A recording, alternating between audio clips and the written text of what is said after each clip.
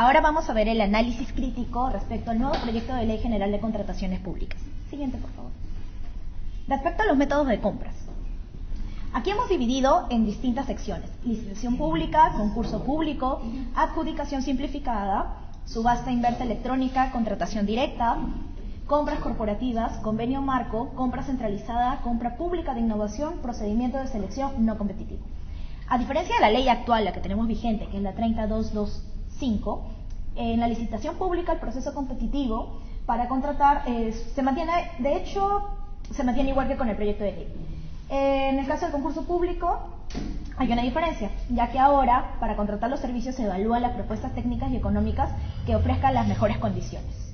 Antes la diferencia es que además de eso también tenían que evaluar qué otras propuestas técnicas habían de diferencia.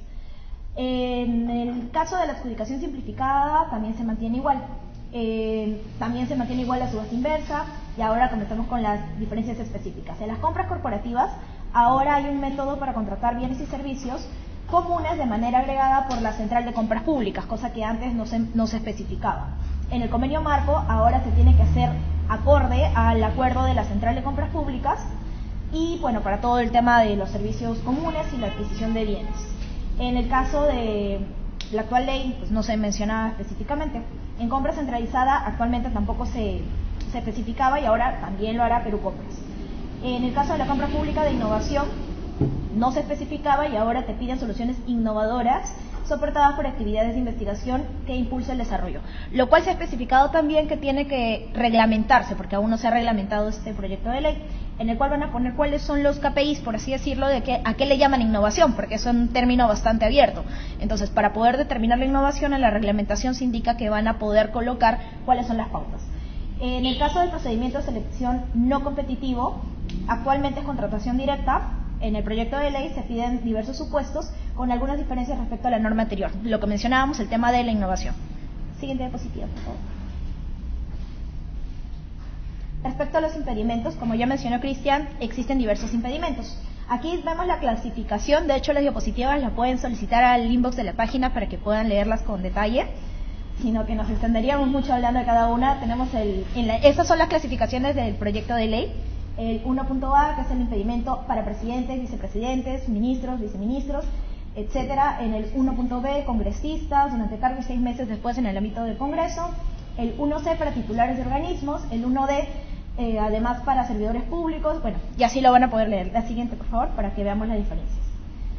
En el caso de las diferencias entre los principios, en la Ley 30/2025 se establecían principios como la libertad de concurrencia y transparencia, publicidad, competencia, eficacia, eficiencia, vigencia tecnológica, sostenibilidad ambiental y social, equidad, integridad y precisión. En el proyecto de ley se mantienen, pero le agregas los principios de valor del dinero, eficiencia, eficacia, integridad, sostenibilidad, equidad, colaboración, competencia electiva, igualdad de trato, entre otros. En cuanto a los impedimentos, encontramos que actualmente para participar en estos procesos no se puede tener vínculos con funcionarios públicos, estar sancionado, pertenecer a un consorcio, entre otros. Con el proyecto de ley establece impedimentos más detallados y amplios, incluyendo las nuevas categorías, que son el cuadro anterior, donde vamos a poder ver, por ejemplo, que en la ley actual no se encontraba la diferencia con el tema de presidentes, ministros, y no estaba especificado, ahora sí lo está. En la clasificación de impedimentos en la ley no se clasificaban. Actualmente está el cuadro anterior justamente con los impedimentos en 4 tipos: por cargo o función, por parentesco, por representación de personas jurídicas y derivado de sanciones. En cuanto al alcance de impedimentos, tampoco se establecía en la ley. Ahora tenemos el alcance según el cargo de función, ámbito de competencia y temporalidad. En cuanto a la acreditación de los impedimentos, tampoco se especificaba y ahora sí, establece que ciertos impedimentos se acreditan con declaración jurada. En los métodos de contratación, en la ley 30/2225 teníamos la licitación pública, concurso público, adjudicación simplificada, subasta inversa electrónica, y entre otros. Y en el proyecto de ley se mantienen los que acabo de mencionar, pero se incorporan métodos como compras corporativas, convenio marco, que ya están en el reglamento, pero se incorpora ahora en el proyecto de ley, y la compra centralizada y la compra pública de innovación. Este factor de innovación es justamente lo que está calzando ahí cierta diferencia es una de las diferencias más grandes, ¿no? En el ente rector, en la ley 30/2025, no se establecía en la ley en sí, sino en el reglamento. Actualmente está ya en el proyecto de ley como la Dirección General de Abastecimiento del Ministerio de Economía y Finanzas, que sería el Sistema Nacional de Abastecimiento, lo cual fue creado en 1977, el 29 de diciembre, pero ahora sí se incorpora a la ley y no solamente al reglamento. Respecto a los organismos especializados, es el OCE, y ahora se está creando el Organismo Especializado de las Contrataciones Públicas Eficientes, que ya no sería el OCE, sino el OECE, que adscrito al Ministerio de Economía y Finanzas. En cuanto al Tribunal de Contrataciones, actualmente el Tribunal de Contrataciones del OCE resuelve las controversias, y ahora sería el OECE, que resolvería con plena autonomía e independencia. Y respecto a las responsabilidades, se establecían en la ley actual las responsabilidades generales en el proceso de contratación, y en el proyecto de ley se da mayor detalle de las responsabilidades de los funcionarios y servidores encargados de estas contrataciones, priorizando el principio de publicidad, valor del dinero, entre otros enfoques de la ley. Siguiente diapositiva. Respecto a la resolución de controversias, y aquí es donde viene el punto clave de crítica, que al final justamente voy a explicarlo con unas palabras un poco menos técnicas. El organismo encargado, como ya lo mencioné, era el OCE, ahora el OECE.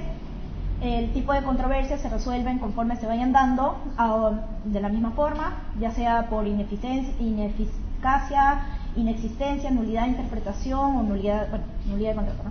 Procedimiento ahora se mantiene en procedimiento similar al del 30.22.5 para la solución de controversias. Medios de solución se contemplan la solución de trato directo, conciliación y arbitraje en Tribunal de Contrataciones Públicas.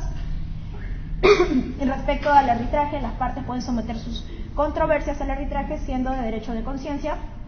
Y respecto al cambio ha sido más fuerte, es que en el registro de instituciones y centros no se regulaba, ahora tienen que estar administrados por el OEC. Y el registro de árbitros, ahorita está el Registro Nacional de Arbitraje, y se pretende ahora arbitrar, se requiere estar en uno de los centros de arbitraje inscritos. O sea, el OEC registra centros de arbitraje, y para que sea un árbitro registrado, por así decirlo, tiene que pertenecer a estos centros de arbitraje que el OEC acaba de registrar, ¿no? Siguiente, por favor. Los gremios se han pronunciado, siguiente, respecto a 4 de los artículos de todo este proyecto de ley. El artículo 86, la contracautela, en la que la Cámara de Comercio de Lima, por ejemplo, dice, ¿no? Si yo tengo una obra por $200.000 y mi cautela sería el tema de $20.000, que sería el 10% más o menos, si no me equivoco serías, ahora tengo que tener una contracautela de $20.000 más, entonces ya no tendría que colocar $20.000 sino $40.000, lo cual perjudicaría justamente a los contratistas, que tendrían que desembolsar esta contracautela en el valor de la contrafianza, en valor de la entidad contratante, y esto sí limita porque muchas veces no tienen esa liquidez. El impacto sería, bueno, como lo acabo de mencionar, en este caso sería el doble prácticamente. En el artículo 73.2, respecto a la garantía de la apelación, se cuestiona que el artículo fije una garantía por interponer un recurso de apelación en los procesos de selección de hasta el 0.5% de la cuantía en el proceso del curso. Se considera que este porcentaje es peligrosamente bajo y se podría incentivar a apelaciones de mala fe, deteniendo la firma de los contratos. Con el déficit de infraestructura que contamos en Perú, una garantía tan baja podría fomentar apelaciones dilatatorias, es decir, que se perjudica el avance de las obras, ¿no? Que es justamente lo que se trataba de evitar, que es que las obras, tenemos paralizadas tantas obras a nivel nacional, y con esto estaría haciendo como abriéndose campo para que pueda paralizarse aún más. En el caso del artículo 74, las apelaciones al Tribunal de la OCE, la Cámara de Comercio de Lima justamente cuestiona que se pueda apelar tenga que apelar al Tribunal de la OCE solo procesos mayores a los 50 UIT, ya que se considera inconsistente con permitir que las pymes sean proveedoras del Estado, ya que mayormente son montos menores a 50 UITs y necesitan del Estado para crecer y gastar los recursos presentados en propuestas que luego van a ser descalificadas sin poder apelar a una instancia independiente. O sea, si no me estás calificando por más de 50 UIT, no tengo cómo apelar, y eso perjudica directamente a todas las pymes. En el artículo 77, respecto a los requisitos de centros de arbitraje y árbitros, que es lo que mencioné hace un momento, se cuestionan los requisitos para instaurar los centros de arbitraje, porque si solamente van a ser, también la Junta de Resolución de Disputas, si solamente van a ser calificados por la OEC, que ya no va a estar la OCE sino la OEC, entonces los árbitros que se encuentran adscritos a estos centros de arbitraje, ¿cuáles van a ser esos criterios de admisión, por así decirlo, ¿no? ¿Cuál sería el tema de la dificultad? Es que se dificultaría totalmente la descentralización de la resolución de disputas en todo el país, ¿no? Estos requisitos serían una barrera burocrática y también se limitaría la oferta de los establecimientos directos, concentrándose en pocos centros, como por ejemplo se podría ser, no sé, la Católica, centro de la misma Cámara de Comercio de Lima. Miren, que ellos mismos critican este punto porque, claro, son los más conocidos. Entonces, siguiente, por favor. ¿Qué pasa con los demás? Ahora sí vamos a hacer un análisis a nivel criterio. En primero, el proyecto de ley tiene, como indicó Cristian también y como hemos visto, mayor cantidad de clasificación de impedimentos.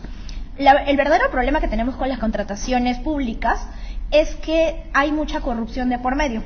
Y tenemos, y es un vox populis, muchísimas licitaciones que están completamente dirigidas, que tienen ciertos requisitos y ciertas pautas que dificultan que las personas que estamos fuera de ello, que no estamos en un entorno corrupto, podamos postular, porque es verdad. Entonces, al colocar impedimentos tan clasificados, de una u otra forma, a las personas que quieren ingresar a los concursos públicos, se les genera mayor dificultad. 2. El tema de los 50 UIT, como que sea el mínimo para que yo pueda entrar a una apelación, dificulta las compras directas, porque por supuesto la pyme no te va a facturar de frente 50 UIT.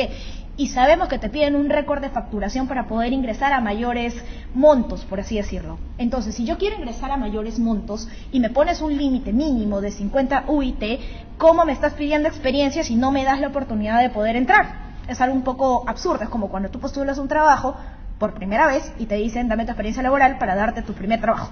Es básicamente el mismo sistema. Otro que tenemos es el medio de regulación. Si me estás alterando el tema de que los centros de arbitraje, que son los que resuelven justamente los conflictos y las disputas que se encuentran dentro de este tipo de obras, y me colocas que solamente están adscritos al OEC bajo circunstancias y KPIs, por así decirlo, que todavía no tenemos claro y que falta regular, ¿qué nos garantiza a todos los ciudadanos que las entidades que vayan a estar adscritas, más allá de las ya conocidas, se encuentren dentro de estos requisitos realmente? Ojo, porque hace poco hubo un escándalo justamente por un tema de negociación interno de centros de arbitraje, justamente por el tema de corrupción que se habían prestado para la resolución de controversias de licitaciones con el Estado cuando el Estado no paga. Hablándolo en tema coloquial, ¿cómo funciona esto? Yo como empresa le realizo un trabajo al Estado y el Estado me dice simplemente, porque como cambian cabezas todo el tiempo, no te voy a pagar. Y se demora en pagarme y yo tengo que, como empresa contratista que le estoy vendiendo al Estado, buscar un centro de arbitraje previo cláusula escalonada, asumiendo que pues de hecho ellos de frente te mandan arbitraje, pagar al centro de arbitraje y esperar que la entidad acepte ese tema, ¿no? Una vez que estoy en el centro de arbitraje, buscar el tema del tribunal, presentar y todo, y es todo un tiempo, un lapso en el que también lo que yo invertí para poder ejecutar esta obra, este servicio o dar ese bien, también se pierde en el tiempo. Y ahora, ¿qué me garantiza a mí como contratista? Que este centro de arbitraje, porque o sea, el Estado me va a dar la lista de centros de arbitraje que va a resolver el problema que tenga con el mismo Estado, es un poco confuso y de hecho también genera ciertas suspicacias considerando los escándalos de corrupción que evidentemente vemos. Otro problema también es que si el detalle aquí era que son direccionados, ¿por qué no ha habido una modificatoria de transparencia respecto a las licitaciones y a los avances? Y tampoco se ha propuesto algo como para que se pueda justamente terminar de ejecutar las obras que se han quedado a media. Son más de 300 millones solamente en obras. Y sin embargo no hay ni una sola pauta que tenga algo que ver con este tema. O sea, no me das una solución. Sigue siendo técnicamente, claro, me pones más impedimentos. Ahora tengo encima una contracautela que me aumentas al doble la carta fianza, lo que significa que tienen que ser empresas con mayor liquidez, considerando que estamos en una crisis económica. Ya no me estás haciendo una promoción ni me estás impulsando a las pymes para que participen o las pequeñas empresas que están empezando, sino que me estás dando solamente de apertura para las grandes empresas, ni siquiera las medianas, sino las grandes empresas que sí cuentan con la liquidez para dar una carta fianza de esto. Y me van a responder el tema de que justamente entramos en consorcio. Aquí viene otro tema. Para el tema de consorcio también hay un tema de calificaciones y sigue siendo beneficiadas las grandes empresas. O sea, yo como pequeña empresa, como mediana empresa, me tengo que acoplar a lo que la grande empresa me proponga, porque sabemos bien que ese tipo de contratos ya son internos. Otro tipo de impacto que se podría generar y que actualmente están pasando en muchos contratistas son los subcontratistas. Y este nuevo proyecto de ley tampoco contempla ese tema. Por ejemplo, cuando tengo un back-to-back, un contrato en el que yo te doy mi servicio y tú me pagas, yo como contratista, te doy el servicio al Estado y me pagas cuando ya esté hecho. Pero los contratistas tienen subcontratistas. ¿Qué pasa cuando el Estado no quiere pagarme?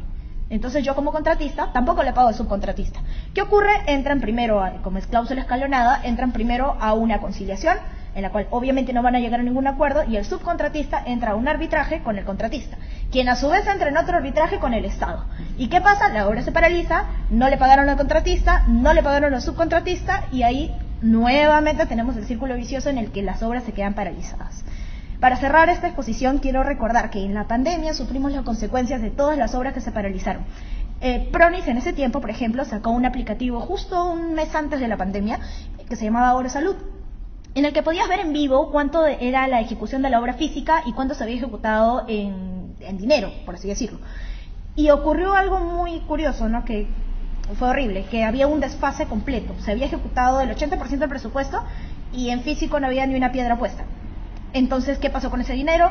Gestión tras gestión, todo el mundo se lavó las manos, aquí no ha habido documentos y nadie sabía nada. Y como se libera responsabilidades al cambiar de gestión y tienes que hacer toda una trazabilidad hacia atrás, que obviamente no se va a hacer, al final vino la pandemia y ¿qué tuvimos? Hospitales que no existían. Tuvimos un déficit de atención total para la ciudadanía y en consecuencia mucha gente falleció por culpa justamente de esta mala gestión que se arrastra años tras años. En conclusión, digamos que la ley de contrataciones en general, si tuviera una reglamentación que especifique estos puntos críticos de la contratación justamente y promueva que las pymes, las MIPES y todas las personas, en realidad los ciudadanos que quieren participar de las compras públicas, considerando que el Estado compra es muchísimo más las compras públicas de bienes y servicios que incluso los privados, podría decirse, ¿no? Y podrían entrar justamente a este círculo económico para que salgamos de la crisis financiera, porque viene a ser un círculo finalmente económico. Habría que especificar estos puntos o dar alternativas que no centralicen todo en el OSE, en Perú Compras o incluso con la contracautela, que de hecho ya la contracautela es algo que muchos centros de arbitraje han retirado porque justamente perjudica el tema de la liquidez.